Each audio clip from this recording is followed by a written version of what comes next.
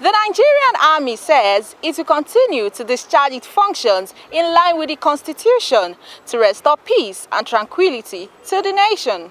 This comes a few days after the governorship and state assembly elections held in 29 states. At the presentation of human rights plaques and certificates of commendation to the Chief of Army Staff by the International Human Rights Commission in Geneva, the Nigerian Army reiterates that it was professional during the conduct of the 2019 elections.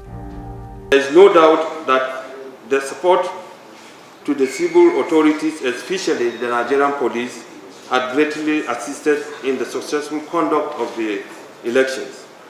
Planned actions by vested interests were effectively thwarted, and hence pockets of unfounded allegations and cries were being aired to discredit the Nigerian army. We are therefore happy to see international organizations of repute of this nature applauding our contribution to the growth of democracy in Nigeria. We were also assured of the readiness of the military to complement the conventional security forces to enhance peace during and after the elections, while non-interference of the military was guaranteed to the international community in the process.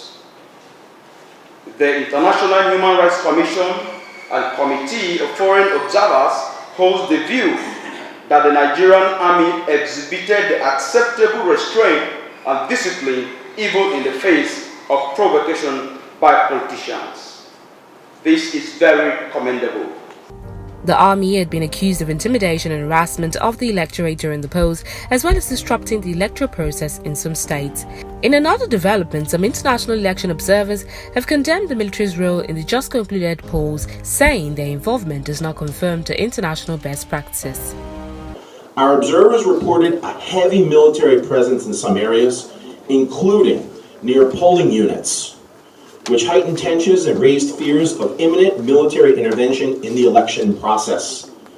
Media and credible observer groups also reported that military disrupted the polls in some areas, including in Rivers State, where soldiers deployed heavily around INEC's office. The army describes allegations of interference in the electoral process as unfounded, saying it is aimed at discrediting its professional conduct, saying it will not relent in the discharge of duties.